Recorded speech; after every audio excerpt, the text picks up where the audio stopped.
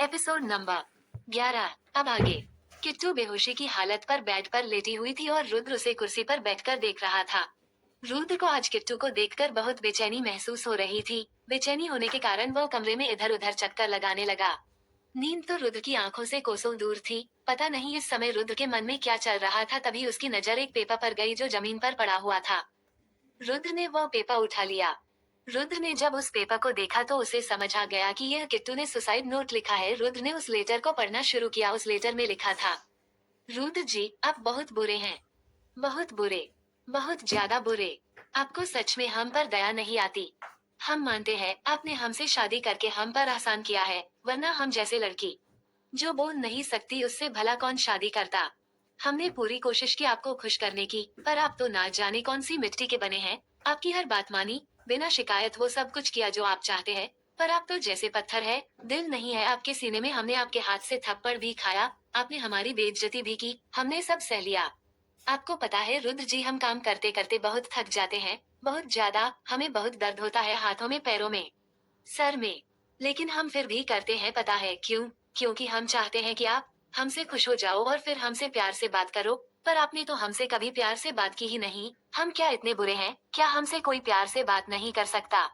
इतने बुरे लगते हैं हम आपको, और अगर आपको हम इतने बुरे लगते हैं तो हमसे शादी क्यों की? क्यों लेकर आए अपने दादा दादी को हमारे घर रिश्ता मांगने? पापा के साथ आपकी कोई भी दुश्मनी हो, लेकिन इसमें हमारी तो कोई गलती नहीं है। हमें क्यों आपने टारगेट किया? हमें क्यों आपने इतना सताया? माई कहती थी रुद्राक्ष बहुत गुस्से वाले हैं, लेकिन कोई अपनी बीवी पर गुस्सा नहीं निकालता। लेकिन आप तो सारा गुस्सा हम पर ही निकालते हैं। आपने कभी भी हमसे प्यार से बात नहीं की। बात करना तो दूर, आपने तो कभी हमें प्यार से देखा भी नहीं।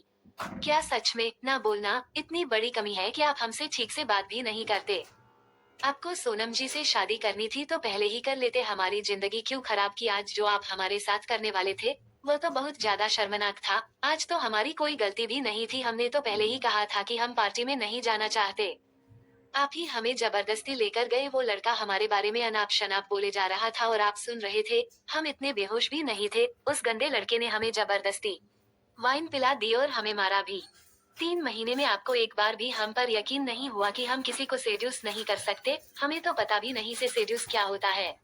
वो लड़का ही हमारे बारे में पता नहीं क्या उल्टा सीधा बोले जा रहा था। आज हमें आपकी बहुत ज्यादा जरूरत थी और आप भी हमारे साथ जबरदस्ती की। सच में रुद्र जी आप बहुत बुरे हैं। आपने हमें स्विमिंग पूल में फेंक दिया। आपको पता है हमें कितनी ठंड लग रही थी। हमें पानी से डर लगता है, फिर भी हमने आपको कुछ नहीं कहा। कहते भी कैसे?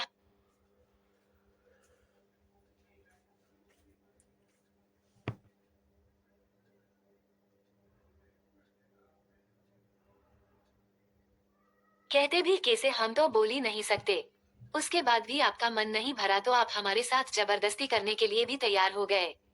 आप बहुत बुरे हैं। आप 3 महीने में पहली बार हमारी करीब है, वो भी इस तरह से। आप बहुत ज्यादा बुरे हैं। हम आपको कभी माफ नहीं करेंगे। हम चले जाएंगे आपकी जिंदगी से हमेशा हमेशा के लिए। अपनी जिंदगी खत्म कर लेते हैं। ना हम जिएंगे ना आप हमें टॉर्चर कर पाएंगे। आपको पता है रुद्र जी, लड़कियों की जब शादी होती है तो उनके बहुत अरमान होते हैं। हमारा तो एक भी अरमान आपने पूरा नहीं किया। हमसे और बर्दाश्त नहीं होता। हम अपनी जिंदगी खत्म कर रहे हैं। रुद्र जी बस आप अपना ख्याल रखना, और अब आप किसी और से शादी करो तो उससे प्लीज प्यार करना, नहीं तो वह भी हमारी तरह अपनी जिंदगी खत्म कर लेगी।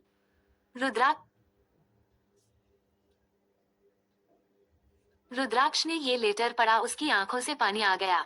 रुद्राक्ष ने अपनी आंखों के पानी को कंट्रोल करने की बहुत कोशिश की, लेकिन जैसे रुद्राक्ष की आंखें तो आज उसकी बात मान ही नहीं रही थी।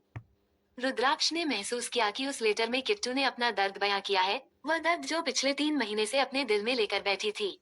लेटर में इतना दर्द था कि रुद्र एक एक मिनट के लिए सोमनाथ से दुश्मनी भूल गया और उसे अपने ऊपर गुस्सा आने लगा। रुद्र ने अपनी आंखें साफ की और किट्टू के पास जाकर उसके माथे को किस किया, फिर पीठ के बल उसके बराबर में लेट गया और अपना सीधा हाथ उसके पेट पर रख कर सो गया। अब आगे।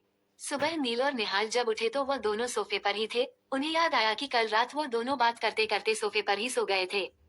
नील उठा और रुद्र के कमरे में जाने लगा। निहाल भी उसके पीछे पीछे जाने लगा। दोनों ने जब देखा कि रुद्र पीठ के बल लेटा है और उसका एक हाथ किट्टू के कमर पर है, तो निहाल ने जल्दी से फोन निकाला और उन दोनों की एक दो पिक क्लिक कर ली। नील ने कहा, अंडस्को तू इनके प्राइवेट मूवमेंट में इतना इंटरफेयर क्यों करता है? निहाल ने कहा, अंडस्को अरे मुझे पता है। रुद्र को इन पिक रुद्र को इन पिक्स की बहुत जरूरत होगी। नील, निहाल ने दोनों को देखा तो चैन की सांस ली। फिर वो दोनों नीचे आकर नाश्ता बनाने लगे। दोनों ने नाश्ता बनाया और दोनों रुद्र के कमरे की तरफ चले गए। नील ने रुद्र को जगाया। जब रुद्र की आंखें खुली तो उसने देखा कि नील और निहाल दोनों के हाथ में नाश्ते की प्लेट थी। धीरे धीरे किट्टू को भी होश आने लगा। किट्टू को जब पूरा होश आया तो उसने रुद्र, निहाल, नील को अपने सामने खड़ा पाया। थोड़ी देर उन्हें देखने के बाद किट्टू होश में आई तो उसने देखा कि उसके थाई से नीचे तक पैर दिख रहे हैं। किट्टू ने बिना एक सेकंड गवाए ब्लैंकेट से अपने पैरों को कवर कर लिया। ये सब देखकर रुद्र, निहाल और नील को थोड़ी शर्मिंदगी महसूस हुई कि वह ऐसे ही किट्टू के कमरे में आ गए, लेकिन उनके पास सेकंड ऑप्शन भी तो नहीं था। नील ने किट्टू के सर पर हाथ फेरते हुए कहा, अंडरस्को बच्चा, सब ठीक है। तुमने जो कल रात किया वो बहुत गलत था। क्यों किया ऐसा? तुम्हें एक बार भी अपने नील भैया के बारे में नहीं सोचा? क्या मेरा तुम्हारा कोई रिश्ता नहीं है जो तुम अपने आप को खत्म करने चली थी? किट्टू, कमजोर लोग अपने आप को खत्म करते हैं, और किट्टू तो बहुत ही स्ट्रांग है, जिसने रुद्राक्ष का गुस्सा 3 महीने तक झेल लिया। वो लड़की तो बहुत ही मजबूत है। किट्टू ने अपने दोनों हाथों से नील का हाथ पकड़ा और रोने लगी। नील ने उसे चुप करवाया और कहा, अंडरस्को किट्टू, आज के बाद ऐसा कुछ मत करना जिससे तुम्हारे नील भैया को दुख हो। नील ने आगे कहा, अंडरस्को चलो अब नाश्ता कर लो। नील की नील की बात सुनकर किट्टू की आंखों में फिर से पानी आ गया। नील ने किट्टू को चुप कराते हुए कहा, अंडरस्को बस बहुत हो गया, अब नहीं रोना। किट्टू को कोई नहीं रुलाएगा, रुद्राक्ष भी नहीं। ये बात नील ने रुद्राक्ष को देखकर गुस्से में कही थी। थोड़ी देर बाद चारों नाश्ता करने के लिए बेड पर बैठ गए। नील ने अपने हाथों से किट्टू को नाश्ता कराया। किट्टू चुपचाप नाश्ता कर रही थी।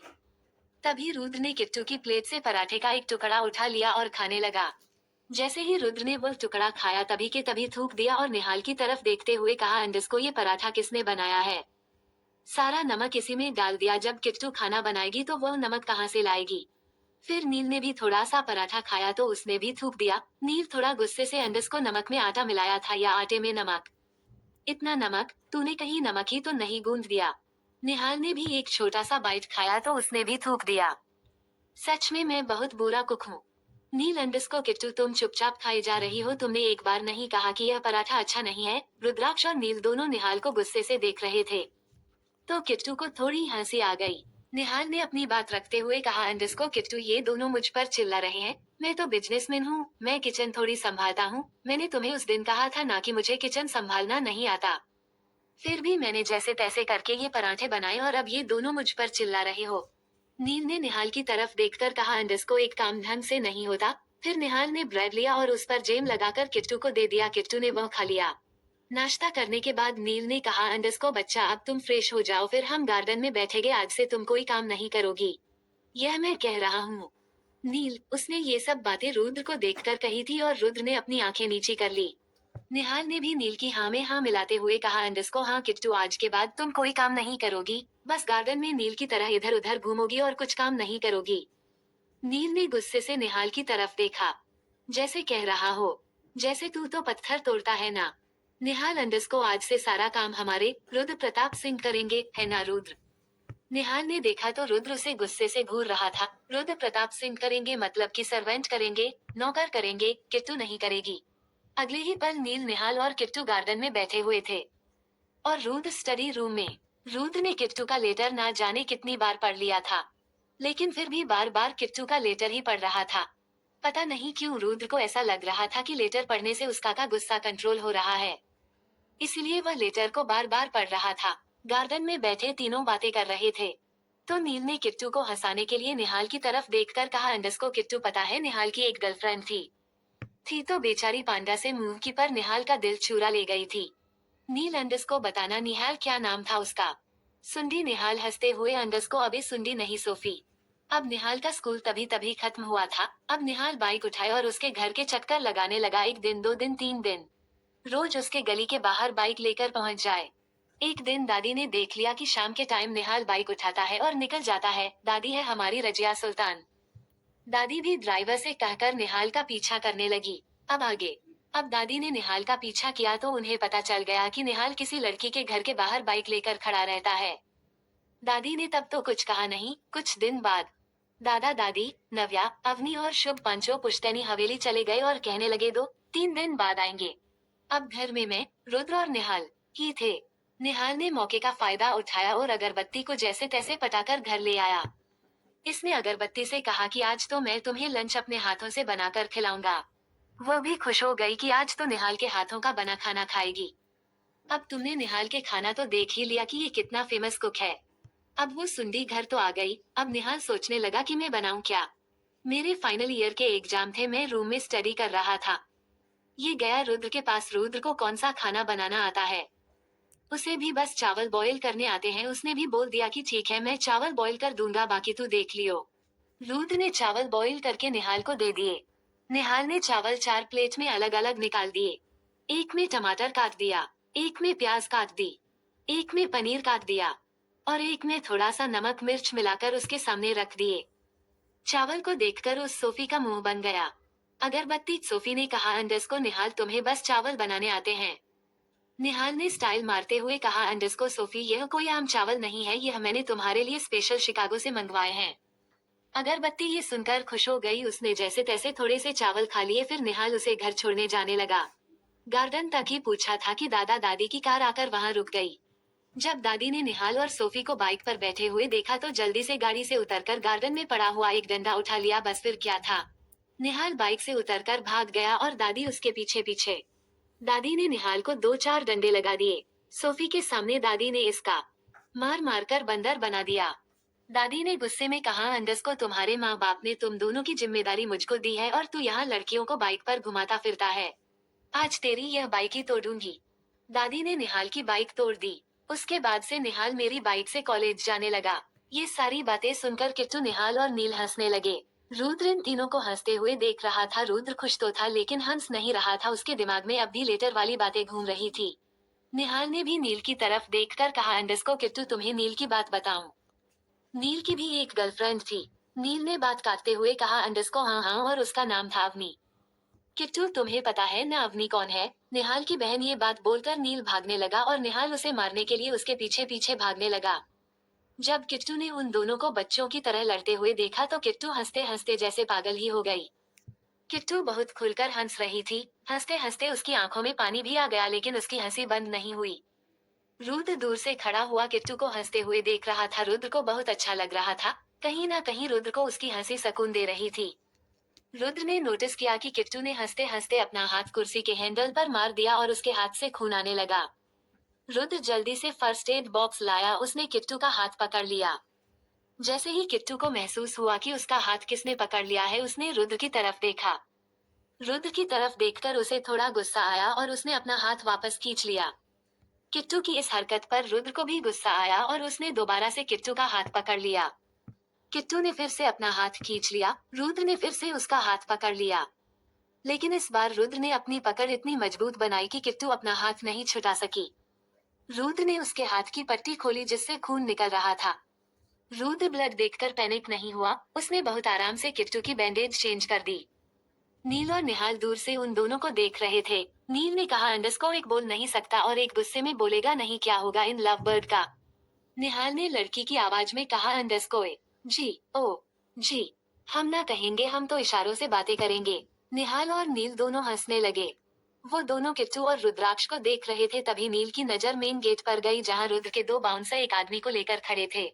उनमें से एक बाउंसर ने नील को इशारा किया लेकिन तभी नील का फोन रिंग हुआ। नील ने फोन उठाकर देखा तो फोन दादी का था। नील फोन रिसीव करने के लिए दूसरी तरफ चला गया और उसने एक हाथ से बाउंसर को वहीं रुकने को कहा। नील, अंडस को, हेलो दादी, कैसी हो? दादी, अंडस को, मैं ठीक हूँ, तू कैसा है? नील ने कहा, अंडस को, दादी मैं बिल्कुल ठीक हूँ। दादी ने कहा, अंडस को, मैंने सुना है फार्म हाउस पर कोई लड़की भी है। नील ने कहा, अंडस को, हाँ पता है, किससे सुना है? अवनी से सुना है ना। दादी ने कहा, अंडस को, जो पूछ रही हूँ उसका जवाब दो। वहाँ कौन लड़की है? नील ने कहा, अंडस को, दादी आप उसकी बातों में आ रही हो, आप उसे समझाओ। दादी ने कहा, अंडस को, पहले मेरी बात का जवाब दो, वह लड़की कौन है? नील ने कहा, अंडस को, दादी वो पटेल साहब की बेटी सोनम है। पर अभी फिलहाल वो यहाँ नहीं है। दादी ने कहा, अंडस को, पटेल की लड़की वहाँ क्यों रह रही है? नील ने कहा, अंडस को, दादी यह सब आप प्लीज रुद्राक्ष से पूछना, मुझसे नहीं। दादी ने कहा, अंडस को, तेरे और सोनम के बीच कुछ चल रहा है। नील ने कहा, अंडस को, दादी आपको ये सब अवनी ने पूछने के लिए कहा है ना? दादी ने कहा, अंडस को, तुम मुझसे पहले जो मैं पूछ रही हूँ वह बताओ। नील ने कहा अंडरस्कोर दादी अवनी को गलतफहमी हुई है, मेरे और सोनम के बीच में कुछ भी नहीं है। नील ने कहा अंडरस्कोर दादी आपको अवनी को समझाना चाहिए, आप उल्टा अवनी की बातों में आकर मेरे और सोनम के बीच के रिश्ते को कंफर्म कर रही हैं। दादी आप उसे समझाओ, मैं उसके लायक नहीं हूँ, अवनी मुझसे 9 साल छोटी है, आप समझती क्यों नहीं। दादी ने कहा अंडरस्कोर बस अब प्यार के बारे में तू मुझे मत समझा, तेरे दादाजी भी मुझसे 8 साल बड़े हैं। नील ने कहा अंडरस्कोर दादी प्लीज बातों को समझने की कोशिश करो, मैं अपने प्यार के चक्कर में अपने दोस्त को नहीं खो सकता। दादी अवनी बहुत प्यारी है, बहुत ज्यादा प्यारी, मैं उसे डिजर्व नहीं करता, वह मुझसे कहीं ज्यादा अच्छा लड़का डिजर्व करती है, आप समझती क्यों नहीं दादी। दादी ने कहा अंडरस्कोर नील तुम्हें कभी ना कभी तो शादी करनी है ना, तो फिर अवनी से क्यों नहीं। नील ने कहा अंडरस्कोर दादी अवनी से नहीं करनी, आप समझो मैं निहाल को नहीं छोड़ सकता। प्लीज दादी अवनी को समझाओ। अच्छा दादी मुझे कुछ काम है, मैं बाद में बात करूंगा, ये कहकर नील ने फोन कट कर दिया। नील इस बात से अनजान था कि उसकी और दादी की सारी बातें निहाल ने सुन ली थी, लेकिन निहाल चुप ही रहा। दूसरी तरफ जब रुद्राक्ष ने किट्टू की बैंडेज कंप्लीट कर दी तो उसकी नजर कोहनी से थोड़ा ऊपर गई, उसने देखा वहाँ एक नीला निशान है। किट्टू को महसूस हुआ कि रुद्र उसके हाथों को देख रहा है तो उसने उसे दुपट्टे से कवर कर लिया। लेकिन रुद्राक्ष समझ गया था कि यह निशान हो ना हो विराट के मारने से ही लगे हैं। दोनों बाउंसर उस आदमी को ले आए थे। निहाल ने उस आदमी को देखा तो उसे समझ आ गया कि यह वही वेटर है जिसने कल रात किट्टू के बारे में बताया था। रुद्राक्ष ने बाउंसर को देखकर नील को इशारा किया कि वो किट्टू को यहाँ से ले जाए। नील किट्टू को गार्डन से अंदर ले आया। रुद्र उस आदमी के पास आया हूँ, पर वो वेटर बहुत बुरी तरीके से डर रहा था। उस वेटर ने हाथ जोड़कर कहा अंडरस्कोर साहब मुझे माफ कर दीजिए। साहब मैंने तो कुछ भी नहीं किया, मैंने तो आपकी मदद की है। साहब मैं हाथ जोड़कर कहता हूँ, साहब बाल बच्चे हैं, मुझे माफ कर दीजिए। रुद्र ने आराम के साथ कहा अंडरस्कोर देखो मैं तुम्हें परेशान करने के लिए यहाँ नहीं लाया हूँ, मुझे तुमसे कुछ बातें करनी है। वेटर ने डरते हुए कहा अंडरस्कोर साहब मुझसे क्या बातें करनी है। रुद्र ने कहा चलो वहाँ चलकर बात करते हैं। रुद्र उसे गार्डन की दूसरी ओर ले गया और कहा अंडरस्कोर चेयर पर बैठ जाओ। वेटर चेयर पर बैठ गया। रुद्र ने वेटर की तरफ देखकर कहा अंडरस्कोर कल रात क्या हुआ, मुझे सब कुछ बताओ। तुमने विराट और किट्टू को देखा, तब वो क्या कर रहे थे। वेटर ने डरते हुए कहा अंडरस्कोर साहब वो लड़का, उसने मुझे कहा कि इस कमरे की बेडशीट चेंज कर दे। जब मैं वापस बेडशीट चेंज करने आया तो कमरा बाहर से बंद था। मैंने उसे बाहर से खोला तो अंदर देखा कि वो लड़का उस लड़की को गलत बातें बोल रहा था। रुद्राक्ष ने कहा अंडरस्कोर क्या गलत बातें। वेटर ने कहा अंडरस्कोर साहब कह रहा था तुम्हारे पति को बोल्ड लड़की पसंद है, तुम्हारे जैसी डरी सहमी लड़की पसंद नहीं है, तुम्हारे अंदर जरूर कोई कमी होगी जो रुद्राक्ष तुम्हारे पास नहीं आता। साहब उस लड़के ने लड़की को पहले थप्पड़ मारा, फिर बेल्ट से भी मारा, और साहब उस बच्ची को दारू भी पिला दी। वो बच्ची बहुत रो रही थी, फिर मैं भागकर आपके पास आ गया। रुद्राक्ष ने कहा अंडरस्कोर ठीक है तुम जा सकते हो।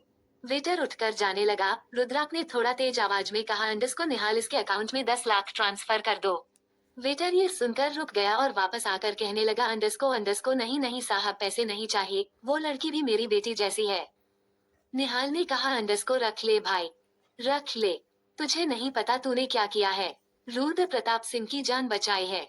रुद्र ने निहाल को गुस्से से देखा जैसे कह रहा हो कभी तो मुंह बंद कर लिया कर।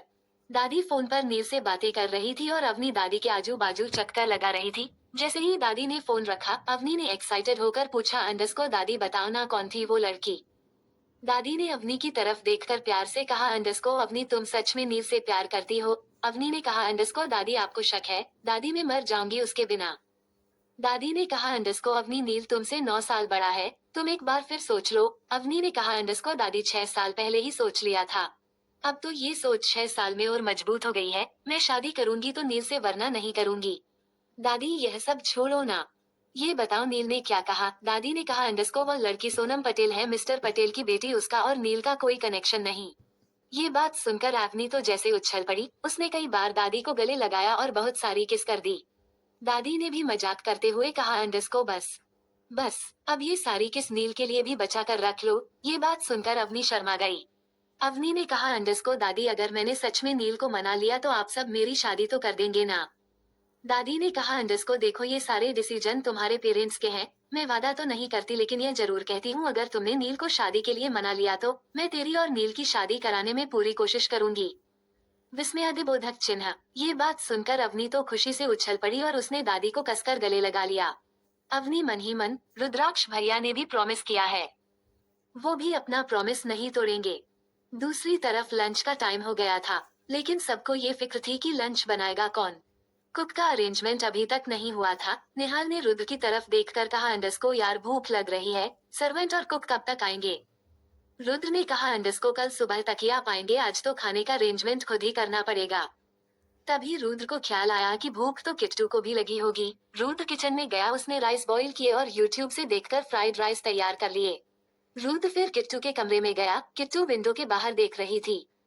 रुद्र उसके पास आया। रुद्र ने किट्टू का हाथ पकड़ा और खींचने लगा।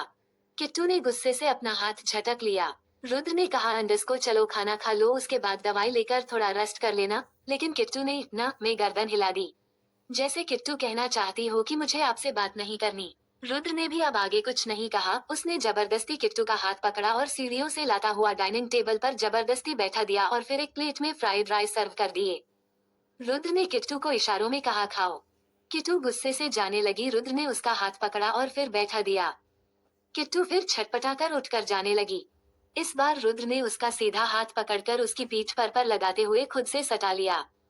रुद्र ने अपने होंठ किट्टू के कान के पास ले जाकर कहा, अंडस को अगर तुम चाहती हो कि मैं पूरा दिन तुम्हें ऐसे पकड़कर ना खड़ा रहूं, तो चुपचाप खा लो और फिर दवाई ले लेना। किट्टू ने मन में कहा, अंडस को अजीब जबरदस्ती है, जब मेरा ध्यान रखना चाहिए था तब रखा नहीं, अब मैंने बिल्कुल उम्मीद छोड़ चुकी हूँ। अब ये मेरा ध्यान रख रहे हैं। किट्टू और रुद्र एकदम करीब खड़े थे। रुद्र गुस्से में नहीं था, लेकिन किट्टू को प्यार से भी नहीं देख रहा था। किट्टू गुस्से में थी और नाराज भी। किट्टू को रुद्र के करीब होने से थोड़ी घबराहट हो रही थी, पर उसने फेस पर आने नहीं दिया। वो दोनों एकदम परफेक्ट कपल लग रहे थे। नील ने जब ये सब देखा तो उसमें भी अपना मोबाइल लेकर फटाफट से एक दो पिक क्लिक कर ली। तभी निहाल आ गया और निहाल ने कहा, अंडस को यार मुझे तो तुम मना कर रहा था, खुद तो इनकी पिक ले रहा। नील ने कहा, अंडस को जब इनकी एनिवर्सरी आएगी ना तब काम आएंगे ये सारी पिक्स। रुद्र ने फिर कहा, अंडस को अब खाना खाओगी या ऐसे ही पकड़कर खड़ा रहूं? किट्टू ने हाँ गर्दन हिला दी और चुपचाप बैठकर राइस खाने लगी। फिर रुद्र ने भी अपनी प्लेट में राइस सर्व करके खाने लगा। तभी निहाल वहां आकर बोला, अंडस को अच्छा तुम दोनों खाओगे और हम दोनों मुंह देखेंगे। हम क्या खाएंगे? रुद्र ने उसे देखकर कहा, अंडस को खुद बनाओ और खा लो, वैसे भी तू पराठे अच्छे बनाता है। निहाल थोड़ा चिढ़ गया, उसे भी एक शरारत सूझी। निहाल ने रुद्र से कहा, अंडस को वह देखो दादी आ गई। रुद्र ने जैसे ही गेट की तरफ देखा, निहाल रुद्र की प्लेट उठाकर भाग गया। उसने भागते हुए कहा, भाई मैं तो यही खाऊंगा, तू दूसरे बनाकर खा ले। ये सब देखकर किट्टू को हंसी आ गई और वो थोड़ी सी दबी हंसी हंसने लगी। रुद्र थोड़ी देर के लिए उसकी मुस्कुराहट में खोसा गया। तभी किट्टू ने अपनी प्लेट को थोड़ा सा रुद्र की तरफ खिसका दिया और इशारों में कहा, इसी प्लेट में से खा लीजिए। रुद्र ने चम्मच ली और वह भी किट्टू की प्लेट में से राइस खाने लगा। निहाल प्लेट को लेकर भागता हुआ